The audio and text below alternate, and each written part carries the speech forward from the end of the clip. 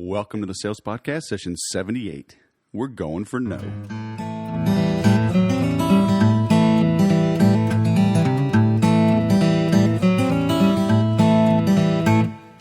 Welcome to the 78th edition of the Sales Podcast. I'm Wes Schaefer, the Sales Whisperer, your host. Today we have Ms. Andrea Waltz, author of Go for No. She and her husband, Richard Fenton, have turned traditional sales training on their ear, and they address the importance and the need of going for no rather than yes. It's a small little adjustment with big ramifications. So you are going to want to tune in to this podcast and pay close attention.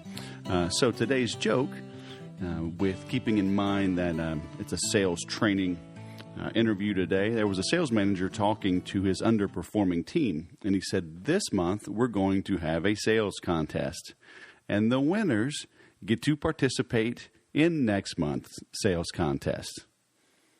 You know, there's a lot of insight in that little one or two liner. Far too many business owners focus on the turkeys rather than on the eagles.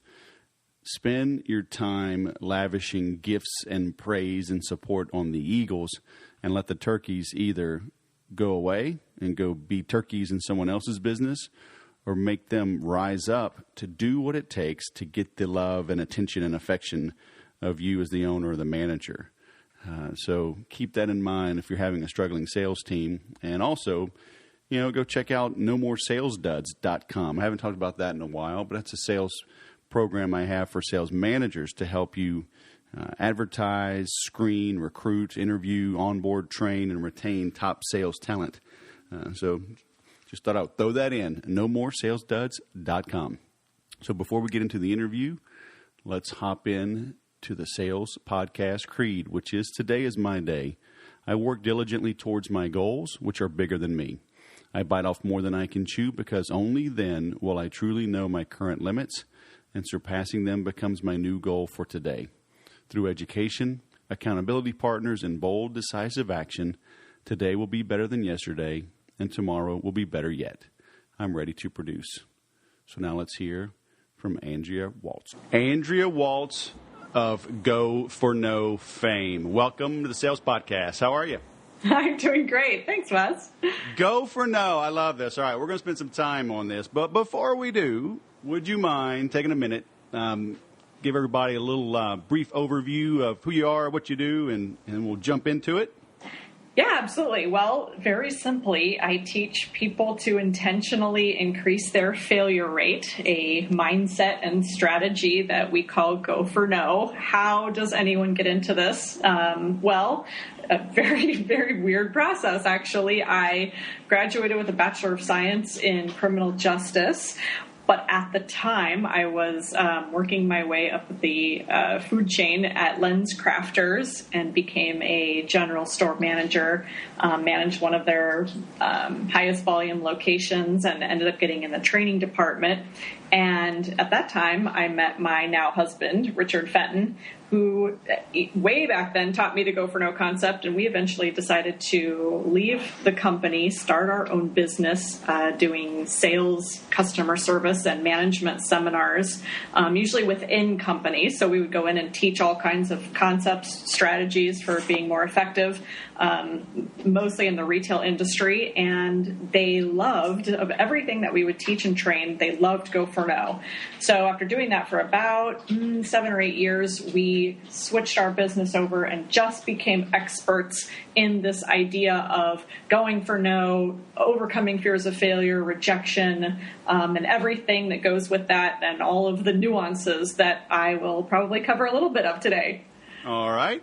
So where did you two learn this Go for No? Because this was part of your overall training, right? So where'd that develop from? Exactly. Well, actually, it all kind of started with a situation that happened to Richard back when he was actually pretty young, way back when, and he was working in a menswear store. We are still young. Yes, I know. All right. Thank you. He was He was working in a menswear store.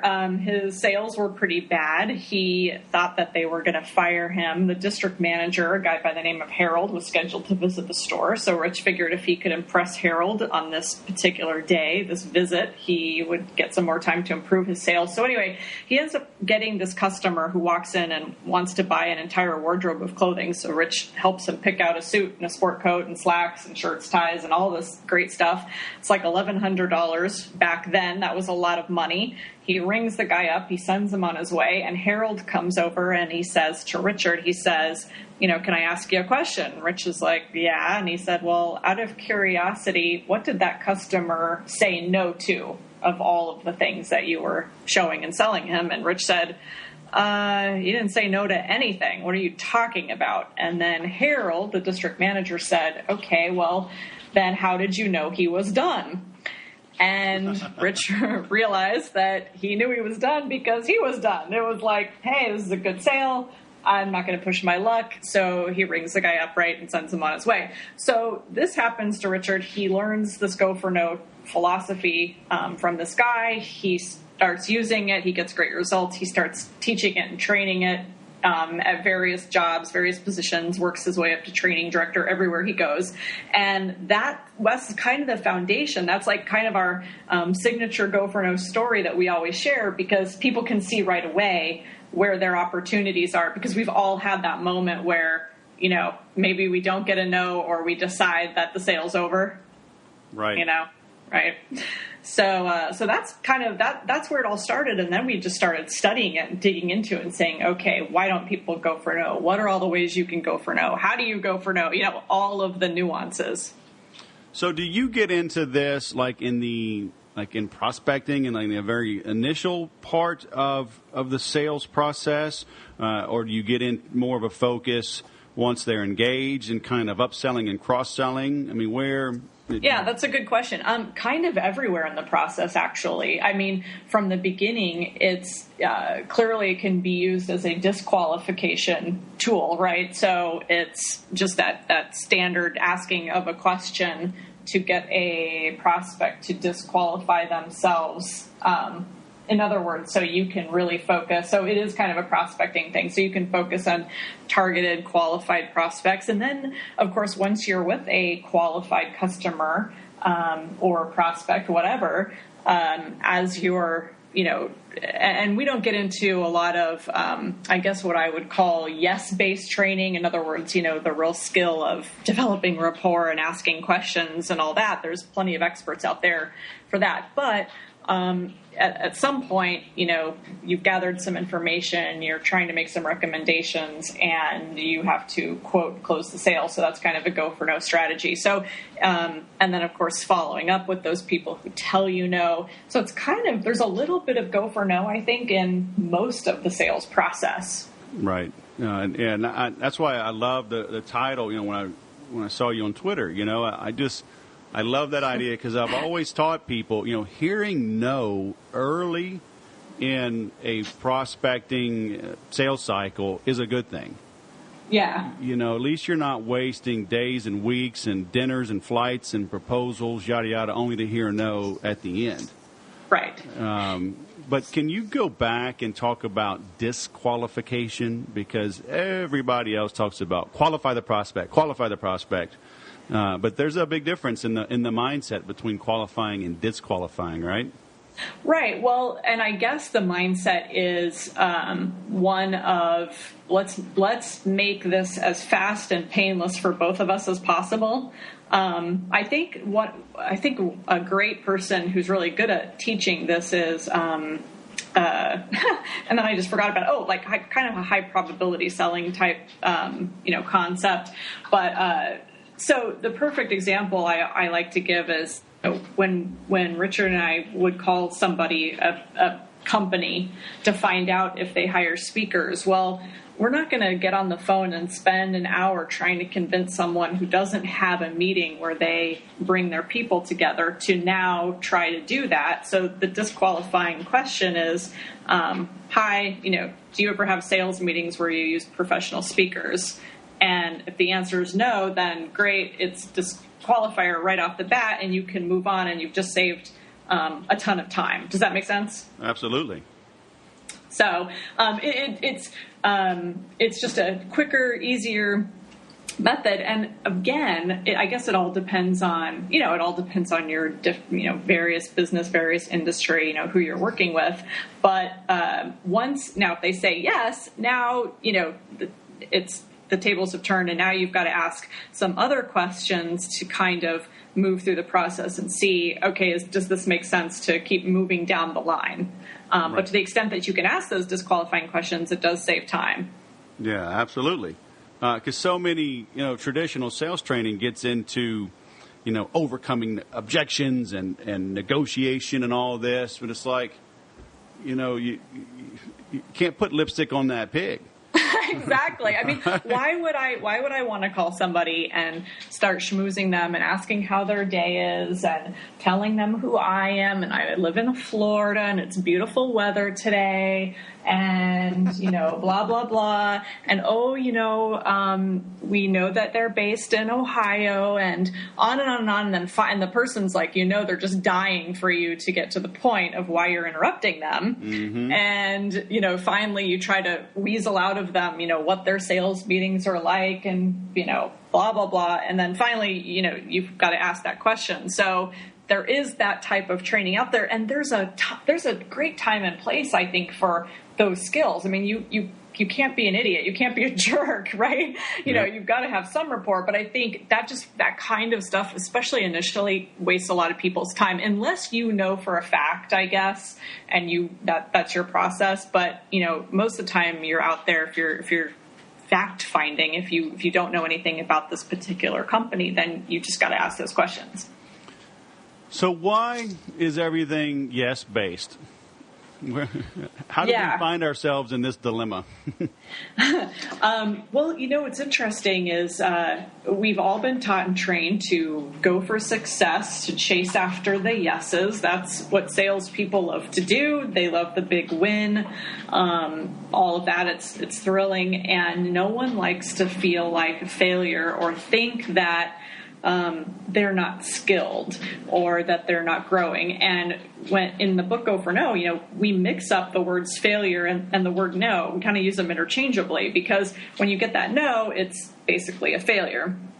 And so part of the process is to reprogram the way people think about failure, the way they think about, failure in relationship to success. So it's about seeing that failure, and I know it can come off as cliche, the failures are the stepping stones on to success, failure and success are opposite sides of the same coin. But what we teach is, it is to some extent a numbers game. The more failures, the more no's that you have, typically the more yeses. And that's just statistics. Now, certainly we don't suggest, though, Wes, that you just run around talking to anyone you can talk to. In other words, people that aren't qualified.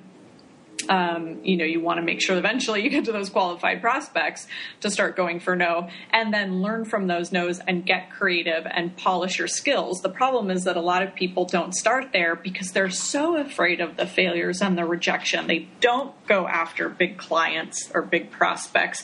They're always shying away because, again, it comes back to not wanting to fail, not wanting to hear no, and only wanting to hear yes. And when you only want to hear yes, your strategy becomes very limiting. You figure, okay, I've got 100 prospects I could go after. Who do I think of these 100 are going to say yes? Okay, well, I'm going to start with those. Start with the low-hanging fruit, the easy yeses. Okay, next level, let me see who I think might be a possibility or the maybes. And then out of the 100, if you've got 50 who you think, these are probably no's. They don't know me. I don't know them. I'm going to look like an idiot calling them. Okay, just forget it. Yep. Right? Start talking yourself out of it before you even get started. Exactly. So now here you are, and you've got that potential, but you don't use it because, like you just said, you're living in a go for yes world. You're living with a go for yes mindset. And if you have a go for no mindset, it's like, you know what, I'm going to collect these 50 no's and just see what happens. And people tell me all the time, well, I couldn't believe it. I thought this would be a no. I thought this thing wouldn't happen. I decided to go for it, and then look what happened. Right. Well, and it is a different mindset, because I would tell people, make it your goal to go get 50 rejections today. And right. let it be almost self-defeating because so many people, negative, blah, blah, blah. So it's like, okay, let's make some fun with this.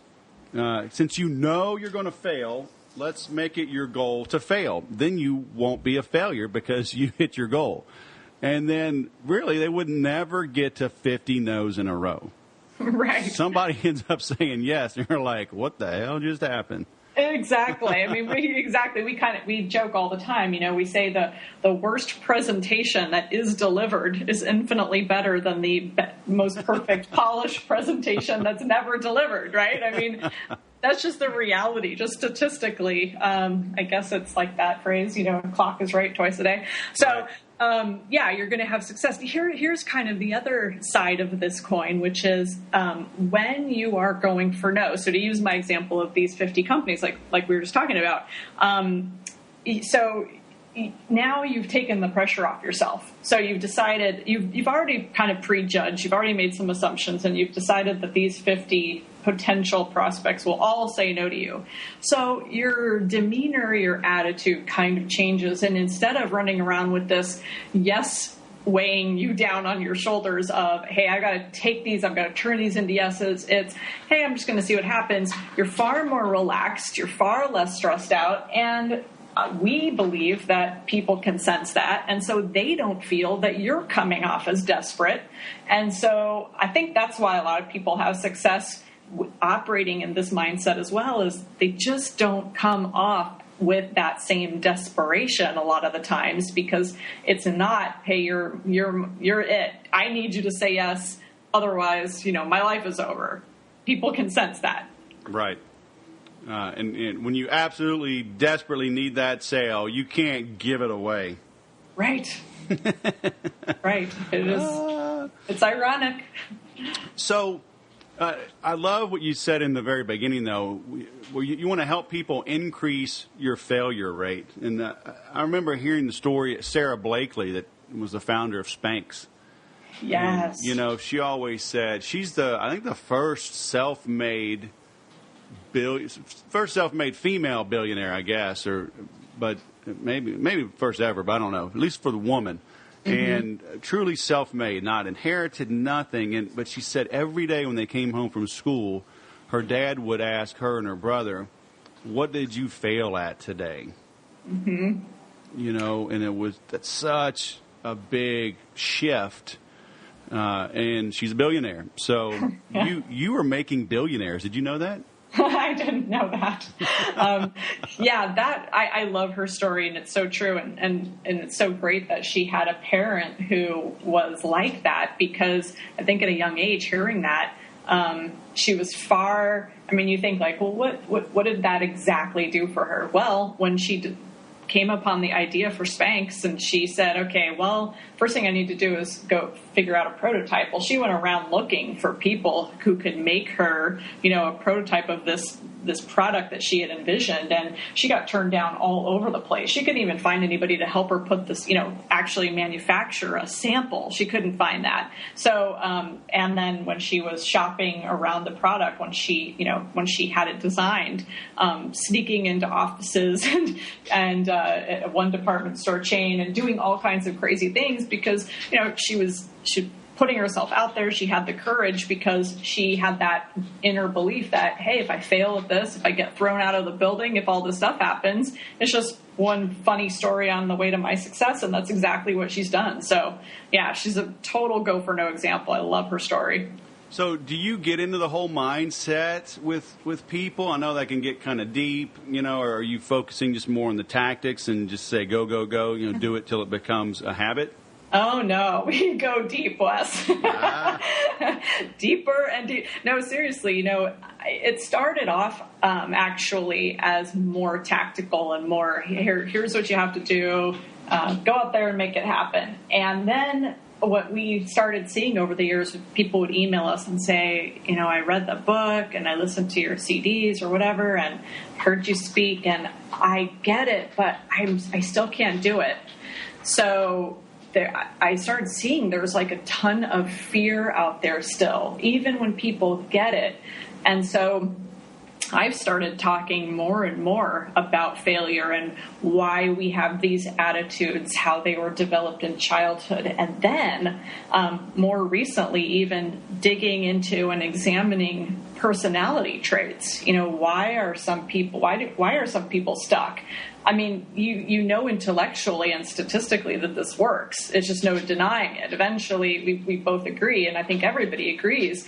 But yet we still see people that are really stuck. And so that's where we do have to dig deep and figure out, okay, what's going on? I always joke that, I'm like this total people pleaser. I want people to like me. And so that was kind of my issue, where I thought that if I got people to say no, that they would think I was pushy and then they wouldn't like me as much. So there's a lot of psychology, behind this, and you kind of have to figure out where that's coming from and then deal with those issues separately. And you just think, like, really? Does become therapy? Well, yeah, it kind of does, unfortunately, because of how we're programmed around failure, around success, and our mindset about, why is there called reluctance? Sometimes it's as simple as just not having the skills, but I think more often than not, it's a mindset issue. So how do you straighten out that mindset? Well, the first thing you got to do really is work on giving permit, and then this is kind of what I've short of moving into someone's house and putting them on a couch and asking them about their mother, which I can't do, and I'm not qualified for it either. I like to play psychologist, but I'm not one, so I try not to do that. But if you can start with redefining this failure success model and understanding that the failure, the rejection, the no's, that all of that is part of the process, that your goal is not perfection, that you don't have to get yes every time, and that thinking only serves to make you crazy and feel like a failure, like personally, like you are a failure, not that, hey, this didn't work, this failed, but personally that you're a failure. Then you lose even more confidence, and it's this total cycle. So this tagline that we have is, reprogram the way you think about failure and rejection. So it is about reprogramming your mind. It is about giving yourself, one, permission to fail, learning how to stop being such a perfectionist and expecting, to get yes every time, or expecting that selling is somehow should be rejection free, which we all know the truth is, the elephant in the room is, it's not. There's always going to be some amount of rejection. You're going to hear no somewhere throughout the process. And so dealing with those realities and then working on yourself to move beyond them and to keep pushing yourself outside your comfort zone. I mean, it sounds a little trite, but that's all we can do. That's the only advice we can give. And ultimately, people have to force themselves to do some of these scary things, despite their programming and despite their personality traits that may not lend themselves to be go for no type people. Right. But if they can push themselves out there a little bit and get a little bit of result, and even see that they survived a no. And I was on a show yesterday, and I said, people need to see they can survive a no, that they don't spontaneously combust. That that helps develop a little confidence, and they see, okay, I can do this. And then the next time they do it and they get a yes, they see, okay, I did it, I survived. In this case, I even got a yes, which I didn't expect. I can do more of this, and then slowly the confidence builds. So. Wes, for some people, this is like a no-brainer. They hear it and they go, oh my gosh, I get it. Okay, no problem. I'm going to get 100 no's by tomorrow afternoon. See you later. Other people, like I told you, write us after 6 months and say, I love your concept, but I still haven't tried one time. So and then you've got everybody in between. Yeah. Why do you work with clients like big business, small business, business owners? Because, I've seen it's different. Certainly when I was an employee, I didn't always have maybe the best marketing. Rarely do they give us great lists. So it was really incumbent upon me. If it was to be, it's up to me kind of right. thing. Right. So does this work regardless of the situation? Big company, small company, business owner, salesperson for small companies, salesperson for a big company, you know what I mean? Yeah, I totally know what you mean. It's interesting how it's kind of evolved. We've had I feel like every possible type of company, industry that you can imagine, hire us, get the books for their people. And I guess what I would say is, I'm always impressed when a corporation embraces the concept, because I feel like they're embracing something that is a mindset issue, whereas a lot of times companies don't like to deal with touchy-feely subjects. And so it's just, well, let's give them training on overcoming objections, or let's give them training in this or that. And, they don't look at go for no. So we've had huge tech type companies, manufacturing, retail, wholesale, and then we have individuals of people in their own businesses, massage therapists, people who consult to dentists, direct sales people, every type of person. And I think it's because that, we've managed to corner the market. If you've got a problem with rejection, you need to go for no. So that's basically it. It almost doesn't matter what you're doing. And I got a note from a lady on Facebook yesterday. She said, I read your book. I know you say that it's go for no is a life philosophy, not just a sales philosophy. I'm interviewing, so trying to get a job. So I'm wondering how this can help me. And I wrote her back and I said, well, you're going to hear a lot of no's throughout the interview process. Expect that. Go after some big, scary job prospects. Interview, do the interview, get the no, practice that, get good at it. And then I said, and then once you get your job, you're going to hear no's in your job too. So just understand that the no's are out there, and you just need to keep embracing them and moving forward. And she wrote back and said, oh, okay, I get it. I can do that. Right. Yeah, how can somebody stay motivated through this? Because it can be lonely. I always laugh. People say, you're so great with people, you should be in sales. And it's like, if you really knew what sales was all about, it's a lot of windshield time, sitting in an airplane, sitting in a cubicle behind a desk, pounding out the phones. It feels like the loneliest job in the world. Right. So, and I like what you talk about, because I'm a real big, I'm not a soft shoulder to cry on. Right? I'm like, look, just jump in the deep end. You will swim. Right. So I'm a very much ready, fire, aim. Zig Ziglar. If you got to eat a frog, ain't no use staring at it. Right. Just get it done. But how does somebody stay motivated? Like maybe the company isn't supportive of it. Maybe they're reading your book on their own. Yes. And they just want to improve, and it sounds good in theory. It sounds good on a Saturday night when you're reading it, making notes. Like, yeah, Monday I'm going to kill it. Right. And then Monday comes, and you're all alone staring at the phone. Yes. That's a great question. And that kind of does require that go-getter personality. Wes, you're right. That's why I think for salespeople, all of that personal development. I mean, I can tell you're obviously deep into it because you're quoting Zig Ziglar and all these people. So, as salespeople, you do kind of have to be self-motivated. And I think, for some people that we work with, we lean back and we say, okay, it's got to be, your go for no mindset's the passion that you have for the product or the service or whatever you're trying to build, whatever you're trying to do. And a lot of the artists that we have, whether they're musicians or painters or writers, they've got a passion for getting their project out to the marketplace. So that's easy.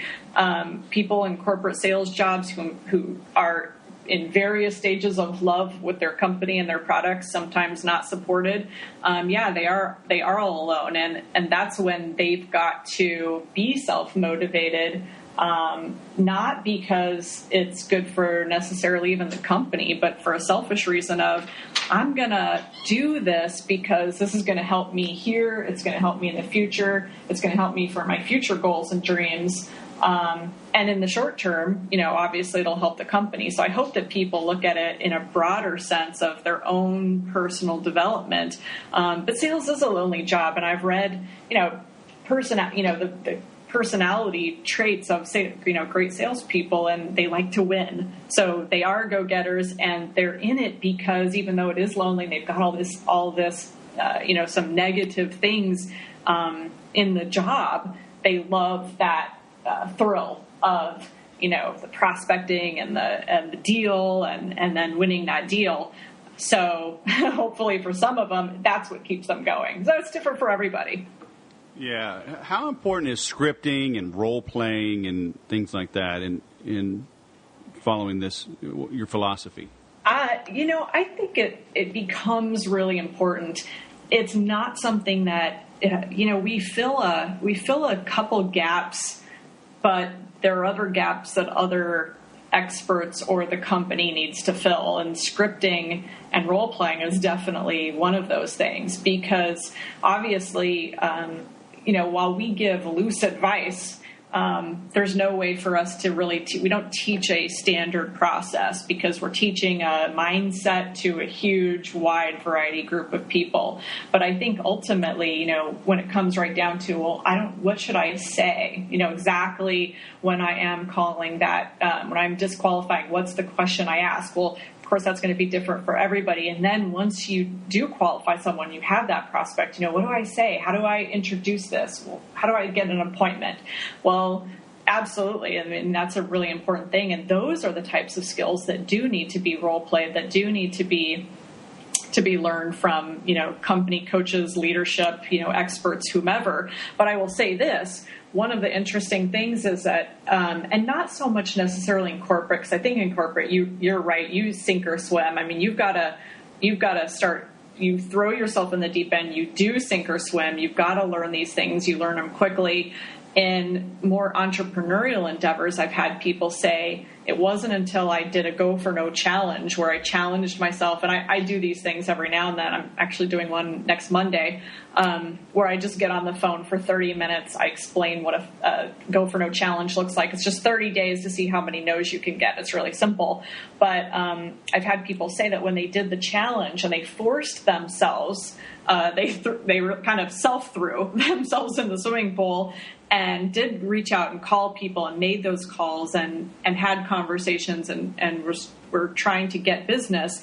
That's where they learned where their gaps were. That's where they learned, okay, when somebody asks me this, I don't have any good answer for this. When somebody says that, I need to know how to transition them to, the next better product or whatever. So it's a great learning, I think, sometimes when you do just put yourself in the position and you do say, I'm just going to screw up a few times with some deals, but I'm going to learn so much it's going to be worth it. Yeah, do you think, I know you get into the attitude and all, childhood and all, but it's kind of how we're raised, isn't it? Like with school, that you're really punished for being wrong. So you're having to overcome literally a lifetime of programming to get people to see through this. This is the correct, effective way to make more sales, huh? Oh, totally. I mean, look, we all, at least most of us, if you weren't like me, I was like skipping school a lot of the time. So you rebel. I know. I was totally a rebel. No, but seriously, we all wanted to get A's. I mean, that's what you're taught. You're taught to quote, be as perfect as possible, get those A's, get those B's. And so here you are in the sales job, and it's like, okay, what do I say? What if they say this? How do I do this? I want to do this perfectly. I don't want this to go wrong. I don't want to mess up. Not only do you not want to look like an idiot in front of the person, you don't want to let yourself down. You don't want to let maybe your company down or your bosses down. So there's all this pressure, and no one wants to make a move until they're perfect. But you're not going to be perfect in this, and the reason is you're dealing with people, and people surprise you at every turn. Some people you call and they hang up on you. It's happened to me. Some people, are super nice and you're surprised, and some people are rude to you. You know that. So, you have all this stuff happen that gets thrown your way. So the idea is, do your role playing, get your script, build your skills as much as you can, but get out there and start doing these things and taking the action, doing Go for No, being a Go for No salesperson, and just getting out there and trying these things and, learn as you go, and don't worry about, somebody's got to, you ever go into a food place or a retail store or whatever, and you get the person who's the trainee and they can barely push the buttons on the cash register. Well, you got in that unlucky line, but that person has to learn. I mean, they've got to learn how to push those buttons sometime. So, and they're bad at it and they're slow. But, nobody seems to really freak out then. And yet when we get in a position sometimes as salespeople or whatever we're doing, we just have this perfectionism and we just freeze until, we think the timing's going to be right, and it's not. You've got to get in there and you've got to learn. And that does come from all that programming, I think. That's why I do joke. I say we try to give people permission to fail. It's okay. You will survive. It's the only way to get better, though. So who brings you into a company? Is it some of the higher ups that realize things just aren't good? Is it somebody down low that is having success and brings you in? Because this is a big mind shift. And I've always seen, like in big corporations, when an outsider is brought in, usually somebody else is kind of looks bad, because internal people weren't getting it done. I mean, so who brings you in? Right. Usually, and these days, we don't do so much training as we do shorter speaking programs. So like 60-minute keynote presentations, 90-minute presentations. So sometimes it's the conference coordinator, conference planner, the VP of sales, but most often it's because it all comes from the book. It comes from somebody reading the book and realizing, this is a message that our people need to hear. So I would say 99% of the time it's because somebody read the book and the message resonated and they wanted their people to hear it. And I guess the lucky thing for us, or the good thing for us, is we don't want to, since we don't do scripting, since we are not in there saying, hey, you need the 10-step Go for No sales process, we're an add-on to whatever it is they're doing. They usually have good processes, they have good skills, and we use the analogy that you can keep adding tools to your toolbox, but the analogy we use is your foot's on the gas and you're revving up the engine and you're adding more and you're adding more and you're revving it up, but your foot is also on the brake, the other foot, and that's the Go for No foot. So if you can remove this restrainer, take your foot off the brake, which is get this Go for No mindset in place, and then all of these skills actually will have a chance to work. But when when you've got call reluctance, or people are just, they hit their quota, and they quote Go for Yes, they get their yeses, they get their sales quota, now they're done because they don't want to do any of that anymore. And the company's like, geez, if we could just get another 5 or 10%, well, Go for No is one of the things that can help you do that, and we've seen that in companies. And the key is, to continue to build that, and to really, from a leadership standpoint, too, they have to live it. They have to be serious that they're into Go for No. Right. So let's shift gears a little bit into how you did build your business, because I'm always encouraging people to write a book. And you just mentioned how, that is your foot in the door quite often.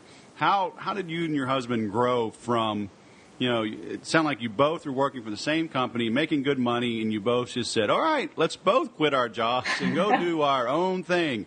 Woohoo! Right. That's hard sometimes, right?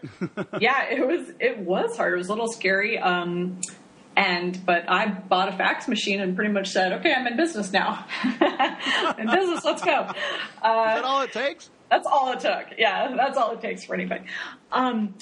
So what we did, Wes, was initially, because our niche was the retail industry, we wrote a book for that industry another book called Unlocking the Secrets of Retail Magic. And it was really short because we knew that in the retail industry, no one has any time. They barely have time to take lunch breaks. So we said, let's write a book that teaches people these kind of for retail managers, teach them some skills in a parable.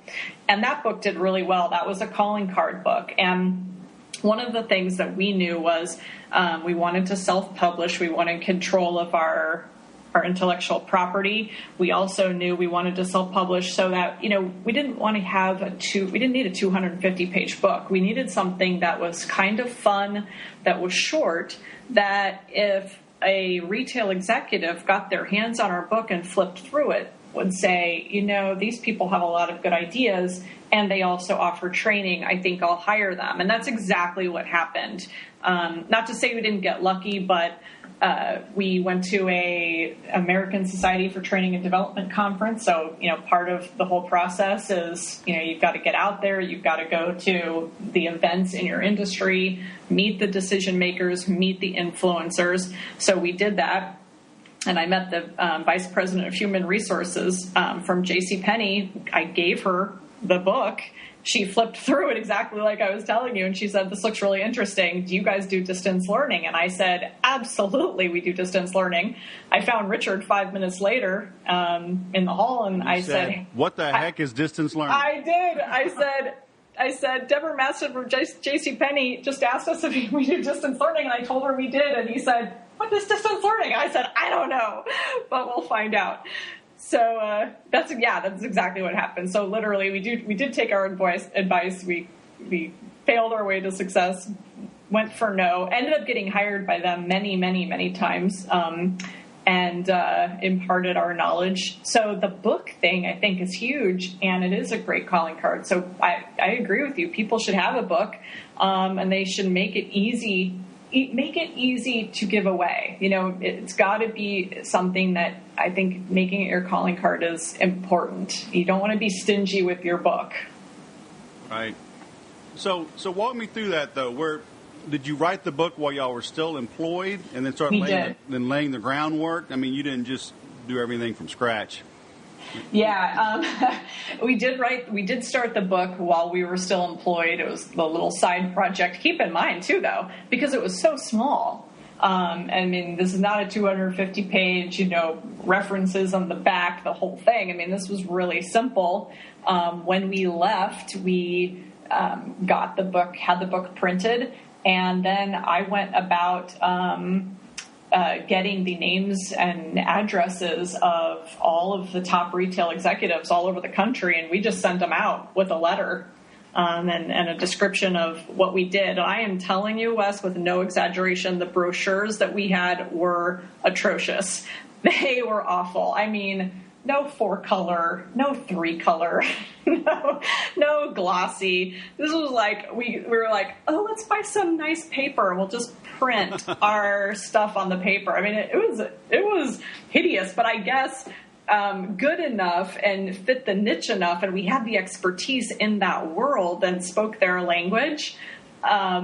We weren't going broad, and I think that's a tough thing for some people to get also, is initially when they go out, it's like they want to go out and they want to do everything for everybody. I'll do everything for everybody, and we said, no, this is our niche industry. These are the topics we speak on. We don't talk about X, Y, Z, but we do talk about this, so we made it very clear. And so I don't think even at the time that too many people for that industry had even come to these people with such specific knowledge in their industry. They in the retail business, they were kind of forced to hire, sales gurus who would maybe get up and talk about sales, but they talk about getting the appointment. Well, in retail, you don't have to get the appointment. You're there in the store, right?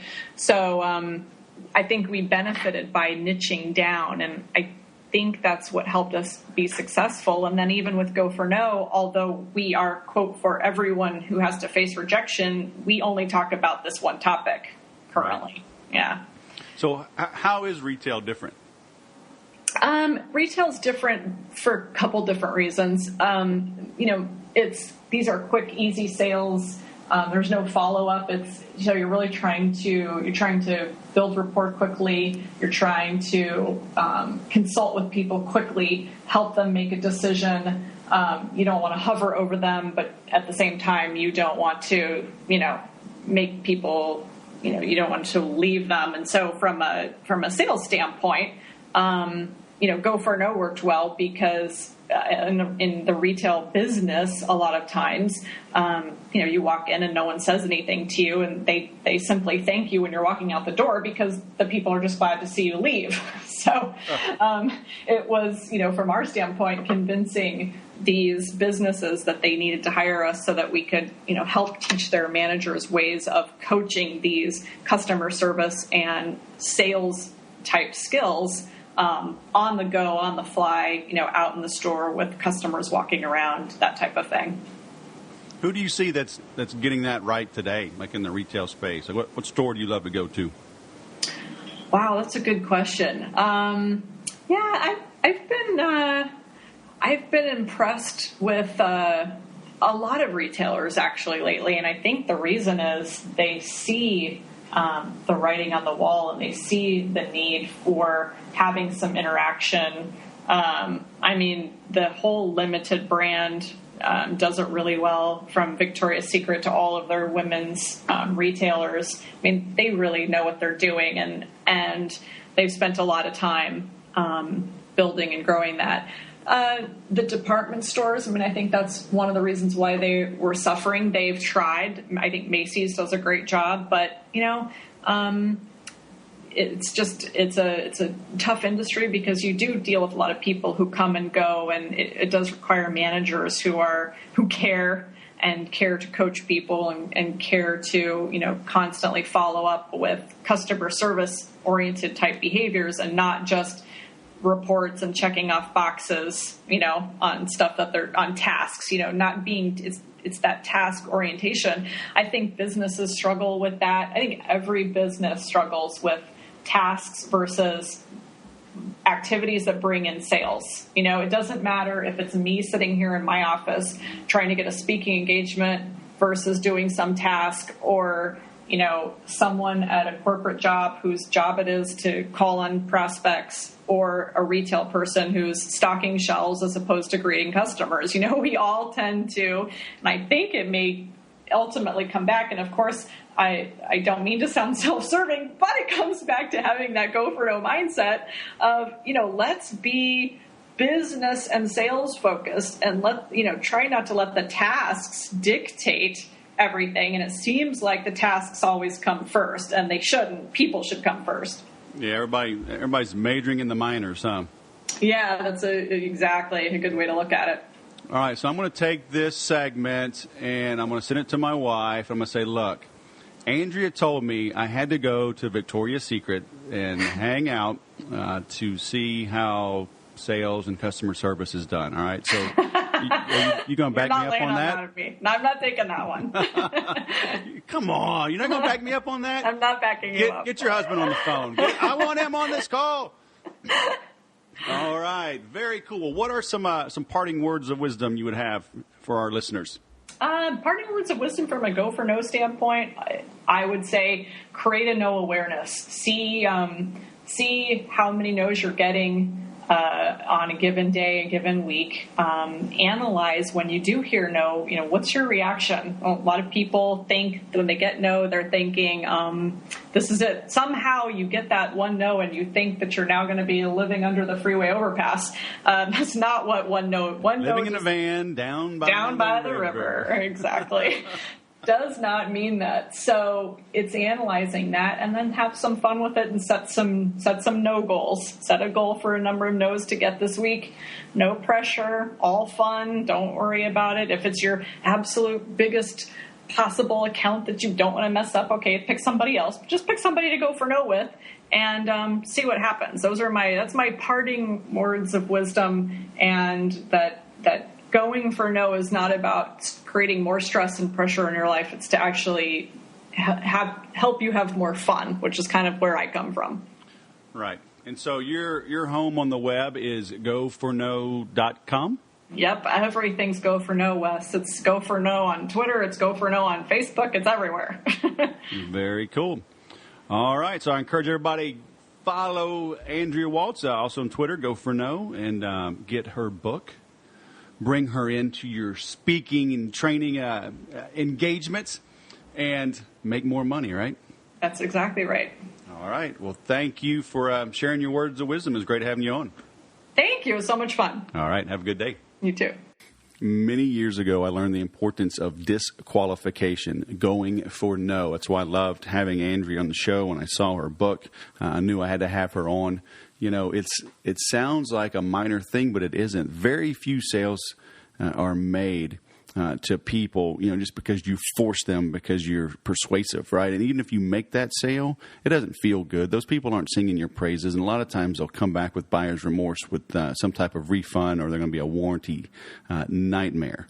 Okay, so turn things around, go for no, because you need to realize only a small percentage of people are ready, willing, and able to buy right this very moment. Maybe they'll buy tomorrow or next week or next month, you know, if you stay in touch with them. So hearing no early in a sales situation is just fine. Again, it sounds like a small thing, but it's not. Go for no. Seek to disqualify. Okay, let the prospect convince you why they're ready to buy right now, why you should spend your time with them. And again, I know it sounds crazy, but, you know, old school sales, you know, teaches you got to hear no 5 times before you get to yes. You got a psychological warfare and arm wrestling with these people, and it doesn't work anymore, especially today with the internet and social media. You know, your prospects are coming to you very well educated a lot of times. Now, maybe the education has been misguided. Maybe they read some of the wrong things. Maybe they don't know the little intricacies and the nuances of your offering. But because of the internet, they can become quite skilled on the particular model that they're looking for, because they're going to research it and they're going to ask around. They're going to maybe even touch it, feel it, drive it, experience it for a while through a friend or a neighbor or a family member. So you've got to understand that it's in your approach in how you treat this prospects today. All right. So I love what she talked about with her husband, where early on the manager asked him, what did he say no to? And he says, what do you mean? He said he didn't say no to anything. He bought everything. And he's like, how do you know he was done? That's where you see things like when you go to GoDaddy or Amazon, but GoDaddy especially, when you buy a domain name from them, they present you with so many options. One day I need to go and just check that and see how many offers they make, but it's at least half a dozen. You know, there's always a button at the bottom that says, no, just take me to the checkout. But otherwise, they are offering you web design and logo design and email and all types of things. You know, go check out Vistaprint. They do the same thing. They will hit you with promo codes. They will hit you with upsells. You know, you go buy 50 business cards because you got some promotion from them. Next thing you know, you're buying $1,000 worth of coffee mugs with your logo on it, magnets, getting your car wrapped. You know, they're very good at it as well. Now, it's easier at times because that's all digital, right? It's e-commerce. But in order to create that on paper or on the screen, you need to create it in your mind. So the same thing can happen in your business, even if you don't have control over the print and marketing or web design of your business. You can create those same processes, those same upsells that the prospect would need when they buy from you. So you really got to map this out. That's the biggest thing that impacts and slows down business owners. You know, every day I'm talking with business owners about automating their sales and marketing. I use Infusionsoft mostly, but I use other tools as well when it's not right for the client. And the biggest issue, the biggest hurdle is just creating processes. People don't know how to attract a prospect, how to nurture them, how to make that next offer. You know, they bought a domain name. Well, now what? Might they need hosting? Might they need a website? Do they need email support? You know, you've got to think through that, so you know what is logical and rational to present to the prospect. Give them the chance to buy more from you. It sounds crazy, but it's just like the grocery store. You don't go to one store for eggs and drive across town for bread and go to another store for bacon. They put it all under one roof. In a way, it's an upsell, right? They made it easy for you. Way back in the day, you would go to market and you would barter. You had a chicken farmer, you had a sheep herder, you had a farmer that grew wheat, and you would go to each of their little kiosks and buy. And finally, somebody put it all together to streamline it. So the same thing, by streamlining your offers, you're actually helping your prospect. If they trust you with the first purchase, why won't they trust you with the third or the 10th purchase? So give them a chance to buy all of those. And even if you don't sell all of that, which is fine, if you're going to niche and be an expert, you can become an affiliate, right? A joint venture partner. You can refer business out. It's the same thing I do on my own website with my tools and technology and my resources pages. I'm an affiliate of businesses that I know, like, and trust and feel good recommending. And I get a little finder's fee or affiliate commission if you buy from those people, but I'm helping you consolidate and streamline your searches. So thanks for listening. A lot of information here. Check out Andrea's book, Go for No. And then I've got a new thing coming up called The Art of the Close. I haven't talked about this in a while. I'm wrapping up the first 7 sessions right now. We're going to kick things off again on September 2nd. But if you are listening to this in your car, make sure you make a mental note. Visit theartoftheclose.guru. It's also on the saleswhisperer.com/78. You can see a link to that. But it's going to be 7 live calls. This is getting back to my roots, the sales training I've been doing since 2007. And I went through on my own as a student in 2005, 2006. So these are the fundamentals that I have followed and implemented to build my own business. So check it out, theartoftheclose.guru. We kick things off September 2nd. And as always, thanks for listening. Show a little love on Twitter and social media. Leave a comment on the blog. Rate it on iTunes. And as always, remember to sell different.